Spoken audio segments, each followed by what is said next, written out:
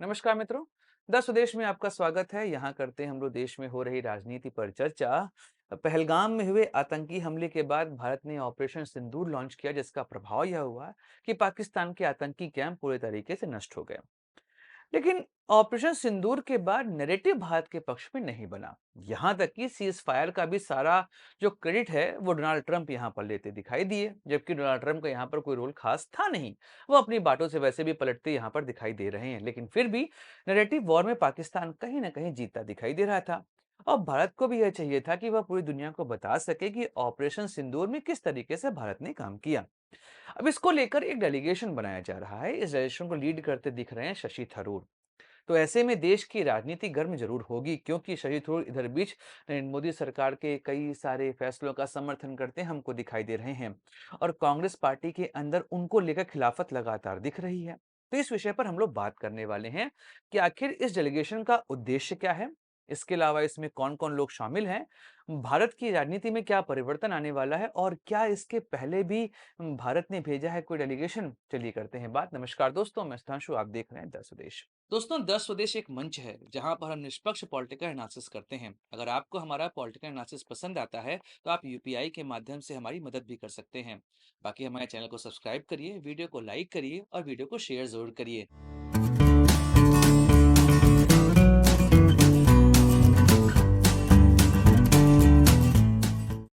दोस्तों, 22 अप्रैल 2025 को पहलगाम में आतंकी हमला हुआ। पाकिस्तान से आए आतंकवादियों ने भारत के लोगों को धर्म पूछ कर मारा। उसके बाद तो देश की स्थिति ऐसी हुई कि अब बदला हर कोई चाह रहा था। तो ऐसे में ऑपरेशन सिंदूर लॉन्च हुआ। 6 और 7 की रात को भारत ने यह अपना ऑपरेशन लॉन्च किया, और उसमें पाकिस्तान के 9 अलग अलग क्षेत्रों में जो आतंकवादी कैंप थे उनको निपटा दिया गया। इसमें कई सारे क्षेत्र पाकिस्तान के पंजाब के अंदर आते थे। तब पाकिस्तान ने इसका रिटेलिएट किया, तो भारत ने जवाब दिया। उसमें पाकिस्तान के कई सारे बेसेस जो हैं वह समाप्त हो गए। एयर बेस को भारत ने यहाँ पर निपटा दिया। उसमें नूर खान बेस और सरगोधा बेस ये सारे शामिल थे। और इन सब बेसों में पाकिस्तान रखता है अपना न्यूक्लियर वेपन। तो अब न्यूक्लियर वेपन पे भी भारत ने एक तरीके से हमला तो कर ही दिया था। इसको लेकर बहुत सारी खबरें बाहर भी हैं कि वहां पर रेडिएशन लीक हो रहा है। लेकिन तभी अचानक से क्या होता है कि डोनाल्ड ट्रंप का एक ट्वीट आता है कि भारत और पाकिस्तान सीज फायर को लेकर रेडी हो गए। तो यह बात आग की तरह पूरे भारत में फैल चुकी है, क्योंकि डोनाल्ड ट्रंप की वजह से भारत जो है वो सीज फायर पर रेडी हुआ। उसके अलावा फिर दो और ट्वीट हुए डोनाल्ड ट्रंप के, एक कश्मीर के मुद्दे पर हुआ और एक हुआ कि भैया हम ट्रेड रोक देने की बात कर रहे थे। तो भारत ने कहा कि भाई इसकी काट जरूरी है। भारत ने स्पष्टता से डोनाल्ड ट्रंप के रोल को यहाँ पर खारिज कर दिया कि नहीं, उनका कोई रोल यहाँ पर नहीं है। डोनाल्ड ट्रंप भी अपनी बात से आगे चल के पलटते दिखाई दिए कि हाँ, मैंने बस हेल्प की है, यहाँ पर कोई मध्यस्थता मैंने नहीं करी। लेकिन भारत को एक बात एहसास हो चुका था कि नैरेटिव वॉर में कहीं ना कहीं वो पीछे जा रहा था, क्योंकि ये अचानक से जो टेररिज्म का मुद्दा है वो कश्मीर पे आता दिखाई दिया। तो भारत ने फिर एक प्रेस कॉन्फ्रेंस करी। उसमें उन्होंने कहा कि देखिए, भारत और पाकिस्तान के बीच बात होगी तो केवल आतंकवाद पर बात होगी, टेररिज्म के मुद्दे पर बात होगी, और पीओके पाकिस्तान खाली करे। इसके अलावा Indus water treaty as usual suspend रहेगी। भारत और पाकिस्तान के बीच में ट्रेड भी पूरी तरीके से सस्पेंड रहने वाला है। यह पूरा घटनाक्रम हुआ, लेकिन भारत को एहसास हो चुका था कि विदेश नीति कहीं ना कहीं भारत की जो है वो साइडलाइन हो रही है। भारत के साथ दुनिया के देश उस तरीके से नहीं खड़े हुए जैसे पाकिस्तान के साथ अमेरिका, तुर्की, अजरबैजान या चीन खड़े हुए थे। तो अब भारत को लगा कि यार यहाँ पर एक डेलीगेशन भेजा जाए जो विश्व के बड़े बड़े देश हैं उनको यह बता सके कि ऑपरेशन सिंदूर किस तरीके से हमने किया और क्या वहां पर हमारी अचीवमेंट रही। इसके अलावा यूनाइटेड नेशन सिक्योरिटी काउंसिल में भी जाकर पाकिस्तान की करतूतों के बारे में बताया जाए कि कैसे वह आतंकवादी गतिविधियों को बढ़ा रहा है। यह पूरी बात थी यहाँ पर भारत के डेलीगेशन को लेकर। तो अब भारत ने क्या किया कि कांग्रेस से मांगे 4 नाम कि आप अपने कुछ लोगों के नाम दीजिए, उनको हम डेलीगेशन यहाँ पर भेजना चाहते हैं।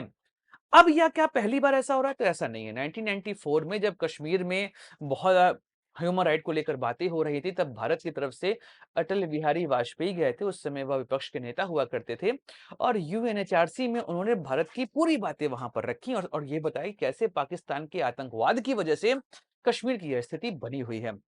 फिर भारत ने अगला 2008 में भेजा अपना डेलीगेशन, जहां पर पक्ष और विपक्ष दोनों नेता शामिल थे। कैसे 26/11 के हमले में पाकिस्तान शामिल रहा है, कैसे भारत ने उसका जवाब दिया। हाँ, भारत ने यह कहा कि वह सैन्य कार्रवाई नहीं करेगा, लेकिन डेलीगेशन के माध्यम से उन्होंने पाकिस्तान को अलग-थलग वहां पे करवा दिया था। उसी के बाद पाकिस्तान जो है वो एफएटीएफ की ग्रे लिस्ट में आ गया था। तो ऐसा नहीं है कि पहली बार ऐसा डेलीगेशन भेजा जा रहा है, लेकिन यहाँ पर बात हो रही है शशि थरूर के नाम पर। क्यों हो रही बात, ये मैं आपको समझाता हूँ। जयराम रमेश जो कि स्पोक्स पर्सन है कांग्रेस के, उन्होंने एक ट्वीट किया कि हमने जो नाम दिए थे भाजपा सरकार को, उसमें से एक भी नाम यहाँ पर मेंशन नहीं है। उन्होंने कहा कि हमने 4 नाम दिए थे। जब भाजपा की तरफ से बात हुई मल्लिकार्जुन खड़गे और राहुल गांधी से, तो हमने 4 नाम डिसाइड किए। 4 नाम थे आनंद शर्मा के, गौरव गोगोई के, उसके अलावा राजा बरार के, सैयद नासिर हुसैन के। यह 4 नाम हम लोग यहाँ पे दिए थे। लेकिन जब नाम की लिस्ट आई, जो डेलीगेशन जा रहा है, उसमें नाम आता है शशि थरूर का। और आपको पता है शशि थरूर को लेकर इस समय कांग्रेस के अंदर सेंटीमेंट पॉजिटिव नहीं है, सेंटीमेंट जो है वो बहुत नेगेटिव यहाँ पर दिखाई दे रहे हैं। तो भारत ने यहाँ पर 7 लोगों का डेलीगेशन जो है वो डिसाइड किया कि हम इन 7 लोगों को यहाँ पर भेजने वाले हैं। इसमें से 4 सांसद जो हैं वो एनडीए के साइड से हैं और उसके अलावा 3 सांसद जो है वो विपक्षी दलों के हैं। इसमें कुछ नाम प्रमुख है, शशि थरूर, रविशंकर प्रसाद, इसके अलावा सुप्रिया सुले, ठीक है, और कोनिमोझी। ये 4 प्रमुख नाम है जो इसमें से जा रहे हैं। हर पार्टी के लोग लगभग यहाँ पर शामिल हैं। इसके अलावा खबर ये भी आ रही है कि आने वाले समय में असदुद्दीन ओवैसी का नाम भी इसमें जोड़ा जाएगा, प्रियंका चतुर्वेदी का नाम जोड़ा जाएगा, अनुराग ठाकुर का नाम जोड़ा जाएगा। ये लोग भी जाने वाले हैं इस डेलीगेशन के साथ। और विश्व भर के जो प्रमुख देश हैं, जैसे ये Saudi Arab, UAE, Qatar, USA, UK, France, इसके अलावा ऑस्ट्रेलिया, इन सब जगहों पर जाएँगे और बताएँगे से आतंकवाद के खिलाफ भारत ने ऑपरेशन सिंदूर यहाँ पर लॉन्च किया और उसके क्या हमारे पास बेनिफिट आए और दुनिया को इससे क्या फ़ायदा होने वाला है, कौन-कौन से आतंकी इसमें मारे गए, ये आतंकी किन-किन घटनाओं में शामिल थे, इन सभी बातों को यहाँ पर समझाया जाएगा। लेकिन अब राजनीति तो होनी थी, राजनीति हो रही है शशि थरूर के नाम पर, क्योंकि शशि थरूर और कांग्रेस वर्तमान समय में कई बार ऐसे स्टेटमेंट आए हैं शशि थरूर के, जो कांग्रेस की पार्टी लाइन के विपरीत जाते हमको दिखाई दिए हैं। जैसे कि अप्रवासी वाला मुद्दा, कि अवैध अप्रवासी जिस तरीके से अमेरिका से भारत भेजे गए थे, उसमें भारतीय सरकार का समर्थन कर दिया शशि थरूर ने। इसके अलावा रूस यूक्रेन युद्ध में भारतीय सरकार ने जो स्टैंड लिया था, उसका भी समर्थन किया था। और अभी ऑपरेशन सिंदूर की अचीवमेंट को लेकर भी शशि थरूर जो है वो पूरी तरीके से सरकार के साथ यहाँ पर खड़े रहे हैं। यहाँ तक कि कांग्रेस के कई सारे लोगों ने यह भी कहा कि यह पार्टी में है क्यों? इनको निकालो। क्योंकि यह पार्टी लाइन के साथ यहाँ पर दिखाई दे नहीं रहे हैं। लेकिन कांग्रेस को भी यह पता है कि इतना प्रखर वक्ता वो रहे हैं शशि थरूर, ऐसे में उनको निकालना पार्टी के लिए अच्छे संकेत नहीं लेकर जाएगा। अब बात ये है, यह सारी दिक्कतें केरल की वजह से आ रही है, क्योंकि केसी वेणुगोपाल जो हैं वो राहुल गांधी करीबी हैं, एक तरीके से राहुल गांधी उन्हीं की भाषा बोलते हमको दिखाई देते हैं।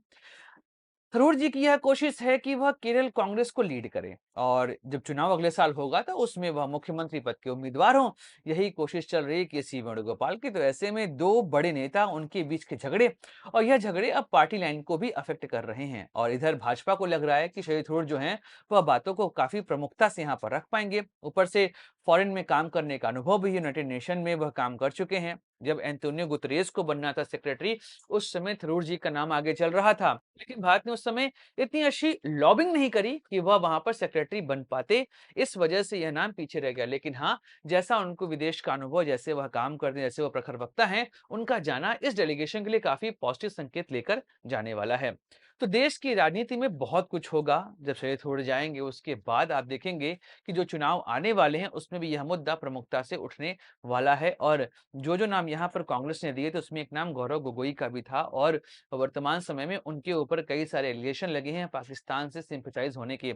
उनकी पत्नी के ऊपर भी आरोप लग चुके हैं और यह भी माना जा रहा है कि गौरव गोगोई जो हैं वो इस्लामाबाद जाकर रुके थे, उसमें मिले हैं वो कई सारे पाकिस्तानी ऑफिशियल से। ऐसे में गौरव गोगोई का नाम क्या भाजपा स्वीकार नहीं कर पाती, क्योंकि हेमंता बिस्वा शर्मा खुले तौर पर गौरव गोगोई का इस समय विरोध करते हमको दिखाई दे रहे हैं। एक तरीके से उनकी राजनीति इस समय इसी मुद्दे के इर्द-गिर्द केंद्रित होते हमको दिख रही है। तो फिर यह नाम यहाँ पर चूज़ नहीं किए गए और नाम रखा गया शशि थरूर का। तो आपको दिखेगा कि राजनीति आने वाले समय में बहुत तेज़ी से आगे बढ़ेगी। क्या-क्या होगा हम तो करते रहेंगे बात। दोस्तों, वीडियो समाप्त करते हैं, मिलेंगे अगले वीडियो में, चर्चा करेंगे किसी और मुद्दे की। अपने दोस्त सुधांशु को दीजिए इजाज़त। Like, share, subscribe channel. जय हिंद, वंदे मातरम। भारत माता की जय।